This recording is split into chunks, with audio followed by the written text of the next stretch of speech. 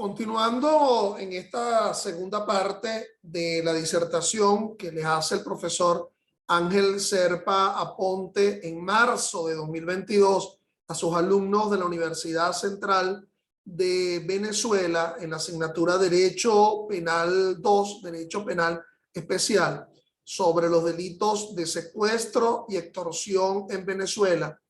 Clases esta que la pueden encontrar también ustedes en mi canal YouTube Ángel Serpa Aponte, en la sesión inicial, a la cual les invito a que la vean con anterioridad a esta. Bueno, recomendamos esta obra del doctor Alejandro Rodríguez Morales, La Ley contra el Secuestro y la Extorsión, en la cual comenta este cuerpo de ilicitud que contiene el delito de secuestro y de extorsión. Hablamos de los rasgos generales del llamado secuestro propio, descrito en el artículo 3, el análisis de los elementos esenciales de ese delito de secuestro, alguna referencia a la jurisprudencia a partir de un interesante voto salvado del doctor Alejandro Angulo Fontivero en el año 2002, voto salvado de la sentencia 234.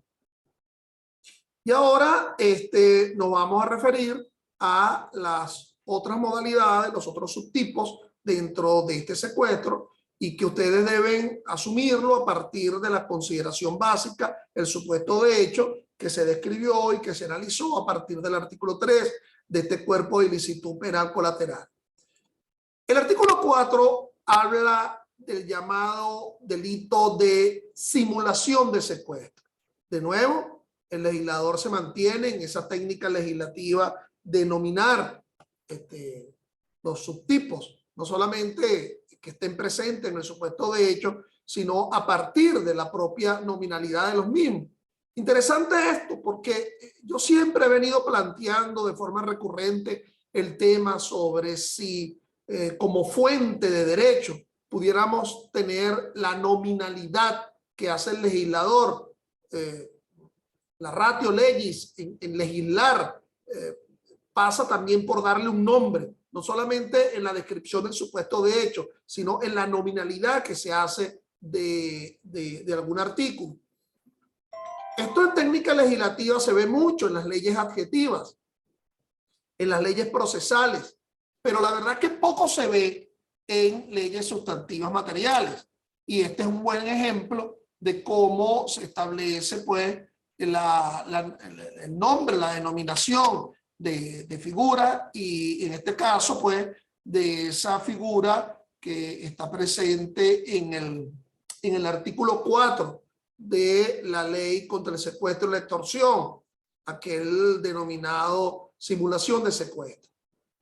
¿Quién simula estar secuestrado o secuestrada con el propósito de obtener dinero, bienes, títulos, documentos, beneficios, acciones u omisiones de parientes o parientas, consanguíneos o afines, cónyuge, concubina o concubino, adoptante o adoptado, empresas, funcionarios públicos o funcionarias públicas o particulares, será sancionado o sancionada con prisión de 5 a 10 años.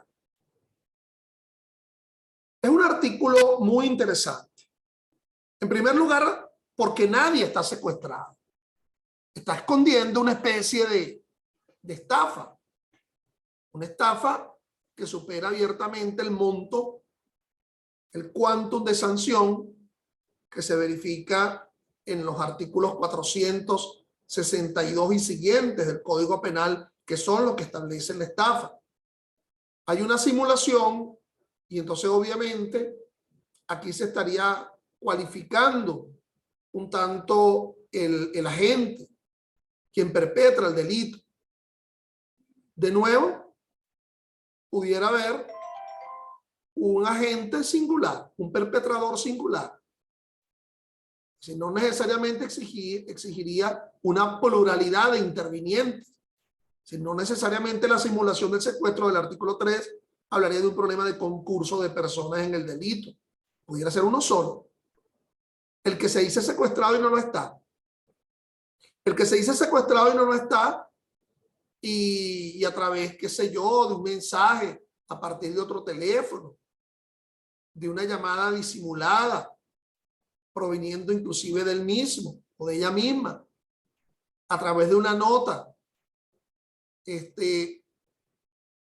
constriñe a otro en la creencia de que ese se encuentra privado de la libertad ambulatoria al pago de un rescate, siendo que de libertad ambulatoria su pérdida, nada. Obviamente que también puede ser realizado de forma plural, es decir, una pluralidad de agentes. El que se dice estar secuestrado, pero está en connivencia con respecto a otro, y ese otro que llama, que recoge la cantidad. Profesor, pero ¿cómo se va a entregar la cantidad a la propia persona que está secuestrada? ¿Y quién ha dicho que se le entregará directamente? En la forma de realización del secuestro se deja en algún sitio el importe para que después el agente vaya por él. Entonces, aquí obviamente sí se cualifica el tipo de víctima, la víctima patrimonial del secuestro.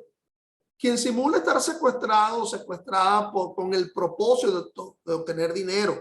O sea, obviamente que sí es definitivamente, sin duda alguna, un delito contra la propiedad. Pero se cualifica esa víctima a quien se le va a exigir el pago del rescate, entre comillas. Es un pariente consanguíneo o afín. No se habla de grados. Si asumimos el derecho penal en una noción sistémica y una asunción analógica, la analogía como fuente del derecho penal, no la costumbre, la analogía siempre que sea in bonam parte, a favor del propio procesado. Obviamente que la interpretación tiene que ser una interpretación restrictiva. Si tiene que ser un pariente a tal nivel de cercanía parental, vincular, como se suele decir en la mayoría de los textos legales, cuando se habla de los parientes, cuarto grado de consanguinidad o segundo de afinidad, que imponga esa impronta de verse exigido para el pago de un rescate por la cercanía que hay con respecto a alguien. Oye, te estoy pidiendo que pagues el rescate de un sobrino quinto o cuarto, de un primo cuarto o tercero, que nunca en mi vida lo he visto. Sí, habría que analizarse el tema del albur de parte de la víctima, la capacidad de ser constreñido al pago de un rescate contra la pérdida de la libertad, porque si no, habría un delito francamente imposible. Es decir, alguien que yo nunca he visto, un cuñado de otro, la suegra de la prima mía, ¿qué relación voy a tener de una forma tan cercana a los fines del pago de un rescate? Y entonces, profesor, ¿qué no? Será una donación, ¿ok? Es decir, la impronta de la aflicción de la voluntad como consecuencia del secuestro ha de estar vinculado a una relación de cercanía parental, obviamente. Pero también se habla de que a quien se le exige el pago del rescate sea empresas, funcionarios públicos o funcionarias públicas o particulares. Entonces, obviamente, la víctima, una persona jurídica, ¿verdad? Pero todo el estamento de la persona jurídica sintiéndose obligada al pago de un rescate frente a la liberación del cajero de un banco, del presidente de la empresa, a tal nivel. O sea, también tendría que darse una relación de carácter muy específica, ¿okay? A esos fines, recordemos que hay una simulación. Será sancionado con prisión de 5 a 10 años. Obviamente que esta dosimetría, que se expresa en límites inferiores y límites superiores, no exonera, por ejemplo, la existencia de condiciones modificativas de la responsabilidad penal como las atenuantes, individualizándola. A lo mejor quien decía estar secuestrando al otro tenía 32 años de edad y quien decía estar secuestrado tendría entre 18 y 21 años de edad, y por lo tanto se daría la circunstancia de atenuación genérica que está en el numeral primero del artículo 74 del Código Penal. Pasemos al llamado secuestro con fines políticos, conmoción o alarma. Por cierto, el nombre se lo está dando el legislador. Sigamos con el asunto. Cuando el legislador dentro de un nombre habla de fin, secuestro con fin político, está presuponiendo el dolo. Está estableciendo de alguna forma el presupuesto, la finalidad. Muy malo es que una ley sirva de manual de derecho penal. ¿Sí? Los manuales de derecho penal pareciera no casarse con una categoría. Si yo soy de una consideración causalista del delito o finalista o imputación objetivista o neocausalista. Entonces, la propia norma establece la finalidad. O sea, de alguna forma como que deslastra, como que deja de lado la finalidad patrimonial para estar presente con una finalidad política, conmoción o alarma. Lo que quiero decir es que está fuera del supuesto de hecho. Está en la denominación del artículo, la denominación como fuente de interpretación de la norma, del tipo penal. Artículo 5 de la ley.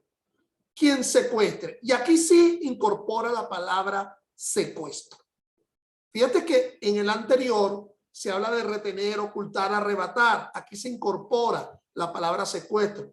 Secuestro igual retener, ocultar, privar de la libertad. Ha de ser entendido con el propósito de llamar a alguien. Pero vamos a ver hasta dónde llega ese propósito. ¿Ok? Pero de alguna forma esa privación de la libertad, esa retención, ese ocultamiento se quiere divulgar, no se quede en un ámbito interno, se manifiesta una divulgación a los fines de lograr el propósito querido. Quien secuestre a una o más personas, entonces puede ser una pluralidad de víctimas. Por cierto, de nuevo, no necesariamente pueda ser un delito de una realización concursal por más de una persona.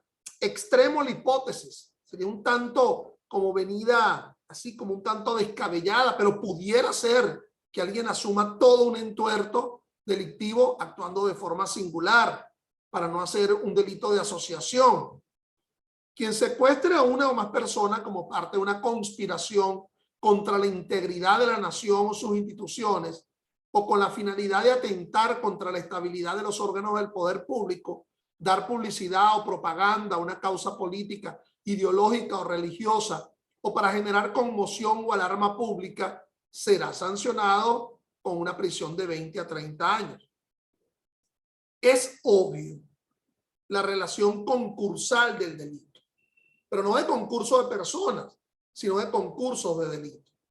Se está vinculando este secuestro político como un medio, como una modalidad para la realización de algunos de los delitos descritos en el título primero del libro segundo del Código Penal. Es decir, un delito contra la forma republicana, sedición, traición a la patria, etc. Es un delito en el cual evidentemente es tragado, es absorbido en concurso ideal de delitos, como lo establece el artículo 98 del Código Penal, por el delito de mayor significación, que sería el delito de traición. Hay una confluencia del supuesto de hecho en la misma acción, con una finalidad de afectación de la forma republicana. Entonces, será sancionado con prisión de 20 a 30 años, es decir, de todas formas sería sancionada esta modalidad en la realización de algunos de los delitos establecidos en el título primero del libro segundo del Código Penal. Igual pena será aplicada para quienes perpetren el delito establecido en este artículo en asociación con países o repúblicas extranjeras, enemigos exteriores, grupos armados irregulares o subversivos. Con lo cual definitivamente el secuestro político no es más que el medio para la realización del delito político per se, que tiene su propia pena y que, bueno, imagínense, ¿dónde estará ubicado en la protección dentro de toda la familia de delitos del Código Penal? Nada menos que está en el título primero. Es decir, inclusive antes de la protección de la vida, de la propiedad, de la libertad. Título primero del libro segundo. De allí la importancia de esa finalidad política ulterior. Vamos a hablar primero de la simulación de secuestro en su análisis. Es decir, se simula estar secuestrado para obtener una prestación de un tercero, no exigiéndole la solicitud de tal prestación. Es decir, es una peligrosa, un tanto tipificación en el sentido de que, bueno, debe verificarse de alguna forma la exigencia del rescate del que falsamente está siendo secuestrado. Hay un delito en el 239 del Código Penal que se suele mencionar mucho, que es un delito contra la administración de justicia, que se denomina simulación de hecho punible. Exige que se haya denunciado a autoridad el hecho falso. El de la simulación de secuestro no se compromete a la administración de justicia, ya que la simulación no se hace ante la autoridad, sino ante la persona con la cual se pretende el pago, entre comillas, del rescate, siendo que en la simulación se pone en conocimiento a agente de autoridad, a agente que persiga. Aquí el bien jurídico protegido definitivamente es inofensivo. Es la propiedad, no podría ser pluriofensivo. No hay pérdida de libertad ambulatoria. Es lo que se denomina un tipo de mero peligro abstracto, porque no hay una efectiva lesión a bienes jurídicos. Es decir, el resultado de pérdida de la libertad no se está evidenciando. Es un delito de mera actividad, de mera conducta, que se mantiene en el tiempo. Mucho parecido a una tentativa de estafa, si no se obtiene la prestación que se pretende, o la estafa consumada, si se concreta la pretensión, artículo 462. Es decir, la simulación es el famoso ardid, es el artificio, una puesta en escena. Fíjense que en el caso de la estafa, las penas, como lo dije, son inferiores. Ahora bien, hablaríamos de la posibilidad de fórmulas alternativas, fórmulas procesales frente a este delito. Por ejemplo, el llamado principio de oportunidad establecido dentro del Código Orgánico Procesal Penal, porque no hay tal violación de la libertad. Oye, pero es bastante extensa la violación a la propiedad, fundamentalmente. Yo creo que es mucho más cercano a la extorsión. Aquí se está persiguiendo un provecho en perjuicio ajeno con una intimidación, no es con un artificio, se está intimidando a alguien dizque por la pérdida de la libertad del otro. Es decir, se le estaría obligando a hacer algo. ¿Ok? Entonces, definitivamente, no admitiría ni tentativa ni frustración, porque en lo que atañe a la pérdida de la libertad, pero en lo que atañe al perjuicio patrimonial, evidentemente se admitiría fórmulas imperfectas del delito. Si se hizo todo lo necesario, más sin embargo, en ese momento fue impedido por el ejercicio de autoridad el pago del supuesto de rescate a quien no estaba efectivamente secuestrado. Con lo cual, las fórmulas imperfectas estarían posibles frente a la víctima, que sería exclusivamente el que se siente intimidado, constreñido al pago de un rescate, dizque por la pérdida de la libertad de alguien cercano dentro del ámbito funcionarial o dentro del ámbito parental que establece ese propio artículo 4 de la ley. Pasemos a hablar del llamado secuestro con finalidad política ya en su análisis. En realidad, es una privación ilegítima de la libertad, porque no se persigue una obtención de provecho económico ni patrimonial, se hace a los fines de conspirar o atentar contra el Estado. Es decir, causar una alarma, una conmoción. Es definitivamente un delito para la realización de cualquiera de los ilícitos descritos en el título primero del libro segundo. Es decir, fundamentalmente el que está descrito en el del 132, que es la conspiración. Fíjense que definitivamente estaríamos en una suerte de subsunción a lo que establece el artículo 128 del Código Penal en lo que atañe a los delitos contra la forma republicana. Me parece que es excesivo el castigo de 20 a 30 años, ya que no se está hablando de una finalidad de contenido patrimonial, que es la clásica asunción del secuestro. Hablemos del llamado secuestro breve, también otros llamados secuestro express, que está presente en el artículo 6 de la especial ley. Interesante ella, no solamente por la definición del tiempo, sino que a partir de allí se estarían generando una especie de clasificación del secuestro propio a partir de lo que se establece en ese artículo 6. Quien secuestre por un tiempo no mayor de un día a una o más personas para obtener de ellas o de terceras personas dineros, bienes, títulos, documentos, beneficios, acciones u omisiones que produzcan efectos jurídicos o que alteren de cualquier manera sus derechos, a cambio de su libertad, será sancionado con una prisión de 15 a 20 años. Entonces, no puede entenderse como un día calendario. Ha de entenderse el concepto de 24 horas. La duración de la privación de la libertad no ha durado más de 24 horas. Secuestro breve. En lo que atañe a la aflicción de ese bien jurídico, la libertad, pero nótese que la aflicción del otro bien jurídico, la propiedad, puede ser de la misma dimensión o hasta de superior dimensión del llamado secuestro propio del artículo 3. A lo mejor alguien manteniéndose privado de la libertad por menos de 24 horas se estaría pidiendo un rescate superlativo, superior a quien se mantiene secuestrado por mucho más tiempo.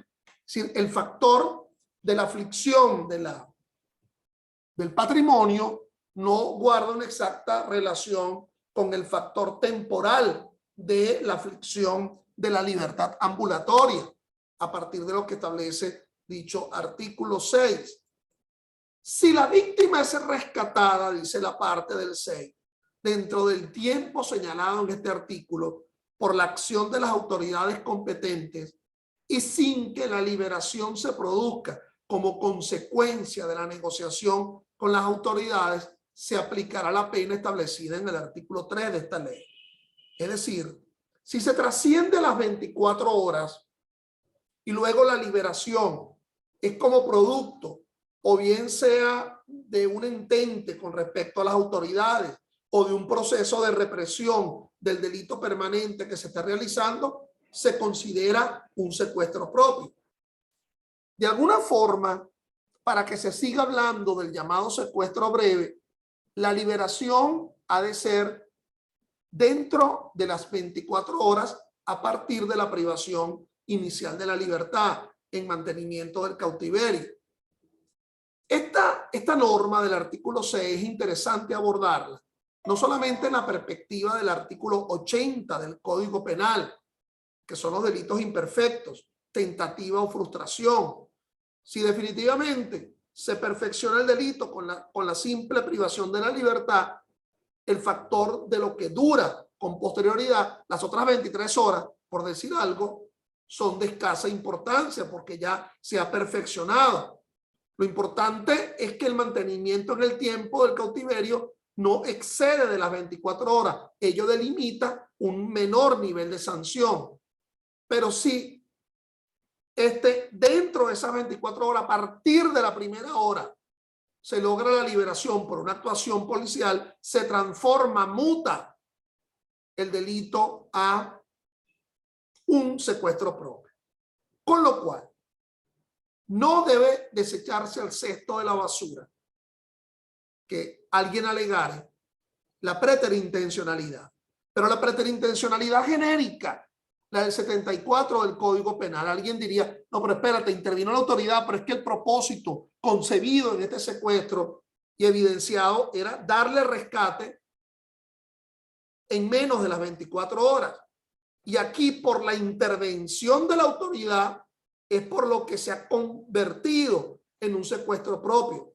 Por lo tanto, el alegato de preterintencionalidad estaría presente para una rebaja por lo menos de los 25 años a los 20 años, si es que se transforma la sanción, si es que no, definitivamente se transforma la sanción de 20 a 30 años. Por otra parte, ¿cómo analizar el artículo 81 del Código Penal, que es lo que se denomina la acción de regreso? Ese artículo 81 del Código Penal nos habla de que no es punible a menos que ya hayamos entrado en la tentativa. No es punible quien haya desistido, pero aquí el desistimiento es producto de una actuación policial. Y fíjense que el propio artículo 81 nos dice a menos que ya nos encontremos en el ámbito ejecutivo de la tentativa.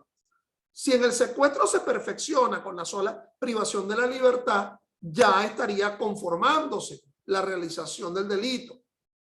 Con lo cual, de nuevo, repito, no sería inadecuado alegar la circunstancia modificativa de la preterintención genérica descrita en el artículo 74 del Código Penal. Profesor, ¿y qué pasa si existen dos circunstancias modificativas atenuantes?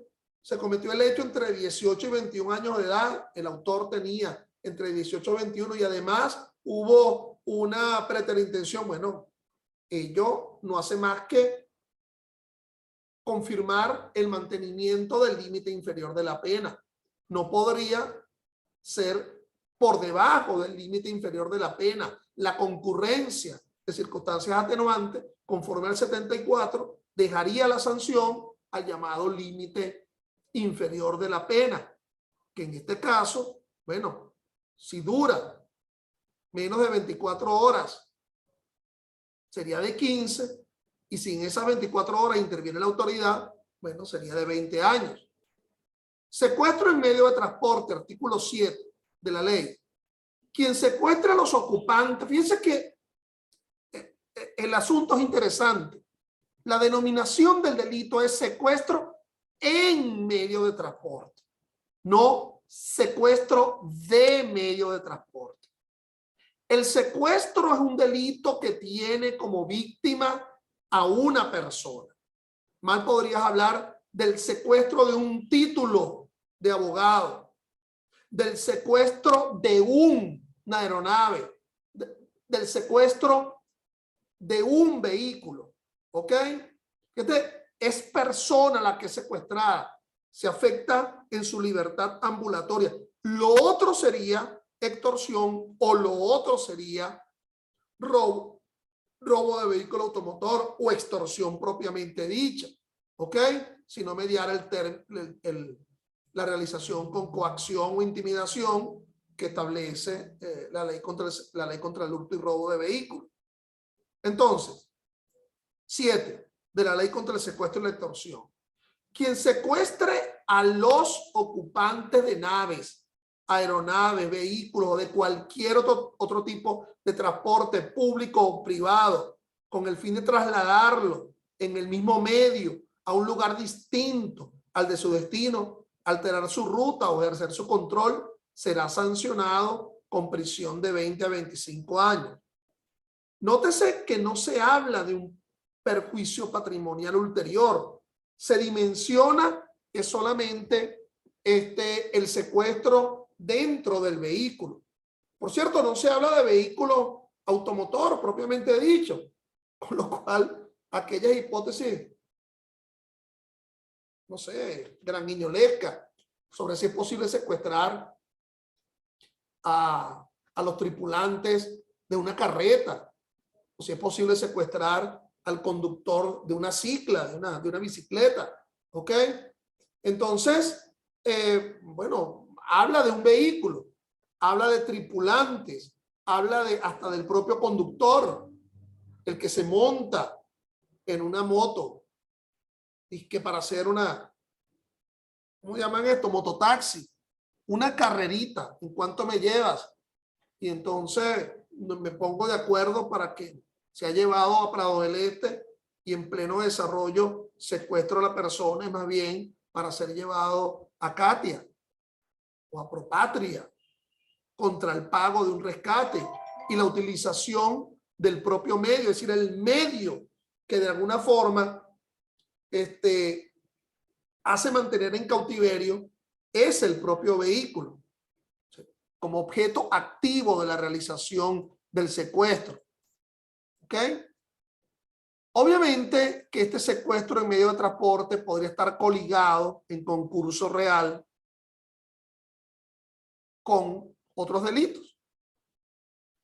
El delito de hurto o el de robo de vehículo automóvil. Primero lo hurto y después aprovecho y secuestro a la persona contra el pago de un rescate. Pero no es por el rescate del vehículo, sino por la privación de la libertad de la persona per se. ¿Ok?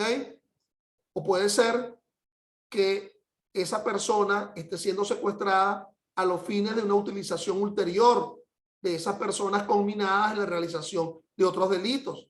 Imaginémonos la utilización de menores que se encontraren dentro del vehículo a los fines de la realización de otros, con lo cual más bien las hipótesis se ubicarían en el ámbito del concurso real o material del artículo 86 más que del llamado concurso ideal de delitos del artículo 98, ambos del Código Penal.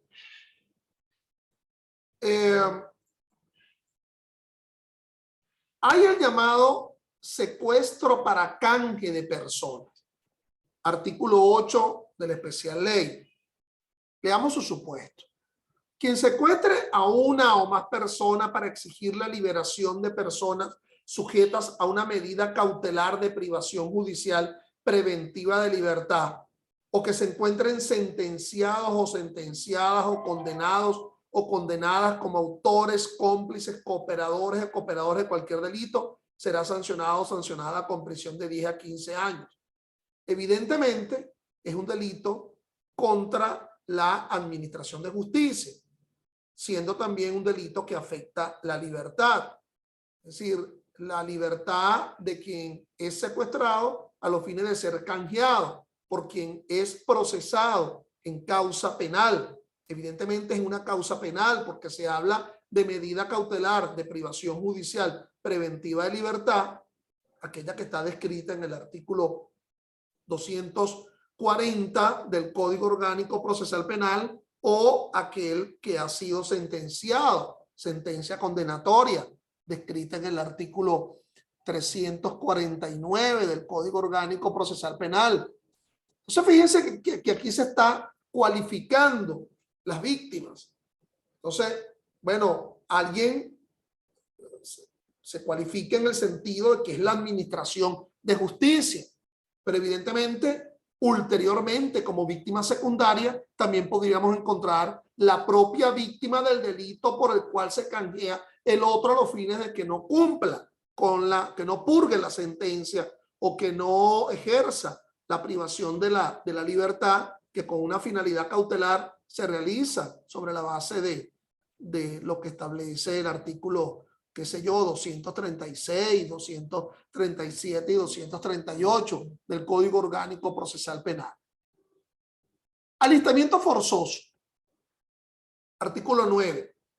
Quien mediante amenaza o engaño retenga, oculte, arrebate o traslade por cualquier medio a una o más personas para realizar un alistamiento forzoso con el fin de formar parte de grupos armados irregulares, serán sancionados o sancionadas con prisión de 15 a 20 años. Nótese que aquí se exige, en primer lugar, la circunstancia de sentirse amenazada, es decir, de no querer formar parte esencialmente, personalmente, de ese grupo armado irregular. Es obvio que si comulgo con la idea, comulgo con la referencia ideológica que sustenta el grupo armado, mal se pudiera hablar de la existencia de un delito. Pudiera darse el caso muy extraño, lo hemos visto en la historia relativamente reciente. ¿Recuerdan el famoso secuestro de Patty Hearst, la hija de William Randolph Hearst, aquel en que se basaba el Ciudadano Kane, aquella película del año 41, el gran Hearst, William Randolph Hearst, el dueño de los grandes medios de comunicación impresos en los Estados Unidos durante los años 20, 30, 40 y 50. Bueno, ella fue secuestrada, creo que se llamaba el Ejército de Liberación, no recuerdo la otra calificación, pero después ella quiso formar parte del propio Ejército de Liberación. Entonces, digamos que esa acción mutó en el tiempo. Cuando inicialmente fue privada de la libertad, pues se perfeccionaba el secuestro, lo cual en forma alguna lo desdice el hecho de que con posterioridad quiera escribirse ideológicamente, voluntariamente al grupo irregular. Creo que el secuestro también de una candidata ahora actual, en este año 2022, a la presidencia de Colombia, en la cual bueno, fue secuestrada por un grupo guerrillero y después pareciera, formó parte, es decir, o por lo menos se adaptó ideológicamente al grupo, si es que yo fuere así. Entonces, es que el cuento lo he leído bien del asunto, por lo tanto, en definitiva, el ejemplo más evidente es el de Patricia Hearst, allá en los Estados Unidos. Entonces, bueno, si se perfecciona a partir de esa privación de la libertad para que se integre a los fines de la realización de prácticas irregulares, bueno, allí se estaría perfeccionando el delito con ese propósito ulterior. Bueno, en la próxima sesión vamos a abordar, la de la semana que viene, las agravantes del delito de secuestro y abordaremos el delito de extorsión. No me quedó tiempo en el día de hoy de abordarlo y lo veremos entonces la semana que viene. A mis alumnos estén pendientes que ya les fijaré una reunión de consultas y dudas con respecto a la clase de hoy. Gracias.